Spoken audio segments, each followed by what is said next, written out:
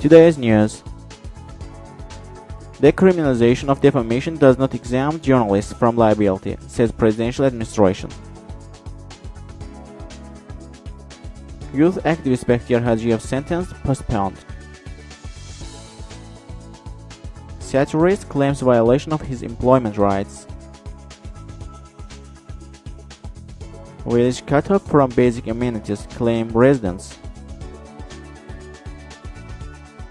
Property Market Shareholders Public Union refuses to execute court decision.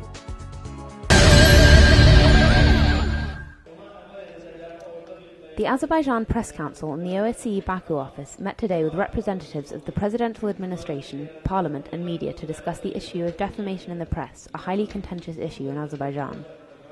The conference on the decriminalization of defamation involved the OSCE's special representative on media, Dunya Mijatovic, who was visiting Baku to discuss the issue of criminal prosecutions of journalists with President Ilham Aliyev and other officials. Mijatovic's position on this issue was identified in the course of her statement, in which she said that journalists should criticize officials in a way that is professional, while public figures should be more tolerant of criticism. She was responding to the statement by Ali Hassanov, head of the Presidential Administration Socio-Political Department, who suggested that journalists should not be exempt from criminal liability for defamation. The head of the OSCE Baku office, Bilge Kankarel, said that the issue of criminal prosecution of journalists should be excluded from the draft law on defamation that is to be prepared in conjunction with the Press Council. This measure will ensure the sustainability of freedom of speech, the cornerstone of a democratic society. IREX legal expert Alaskar Mamadli said that the bill was drafted in the spirit of the European Convention on Human Rights and the legal framework of the European Court. It can protect journalists from prosecution and abolishes the arrest of journalists under Articles 147 and 148 of the Penal Code. However, he noted that the decriminalization of laws on freedom of speech does not give a full guarantee.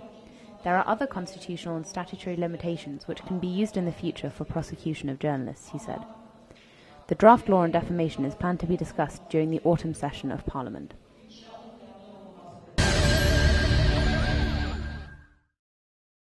Today, Nizami District Court of Ganja City postponed the trial on the criminal case against youth activist Bekhtiyar Hajiyev, who is charged with evading military service.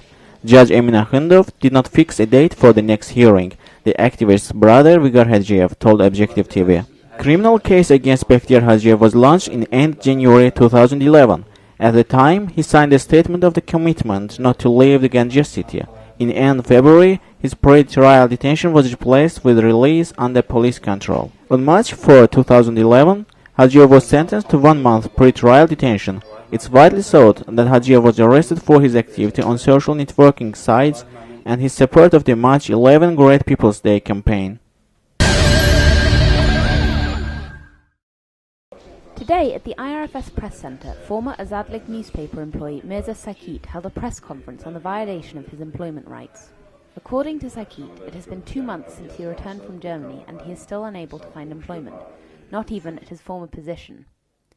Mirza Sakit says that despite his repeated appeals to Azadlik, he has not received a positive response. He also said that it was unclear to him why his position had not been restored. I am unemployed right now. I need to work to support myself and my family. Other newspapers are also refusing to publish my work, he said. Commenting on the issue, Azadlik editor-in-chief Ganimat Zahid told Objective TV that Sakit's poems will no longer be published in Azadlik. We used to publish his poems, but his attitude to our staff and some of the things he said made it undesirable to continue this relationship. Azadlik is not bound to publish anyone's poems permanently, he said.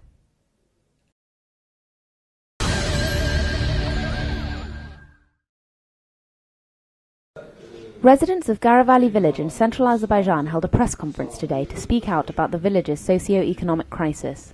According to human rights defender Alakbar Mamedov, local newspapers have run several stories detailing the village's problems, but none of them has resulted in any kind of resolution.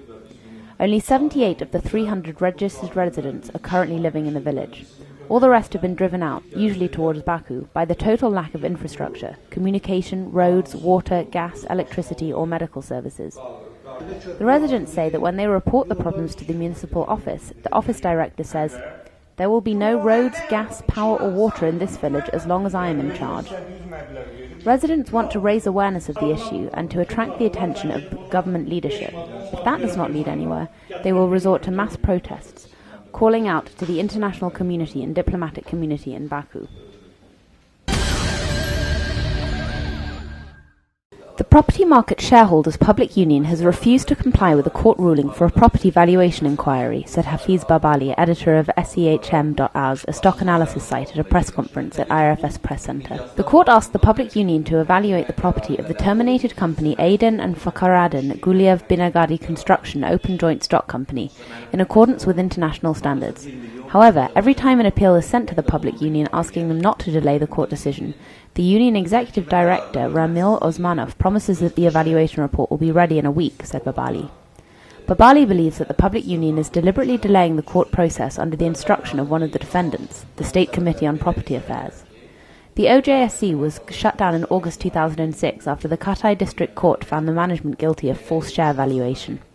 The court denied compensation to the 500 shareholders who held 50% of the total shares. In 2010, about 80 plaintiffs went to court demanding compensation for their financial losses.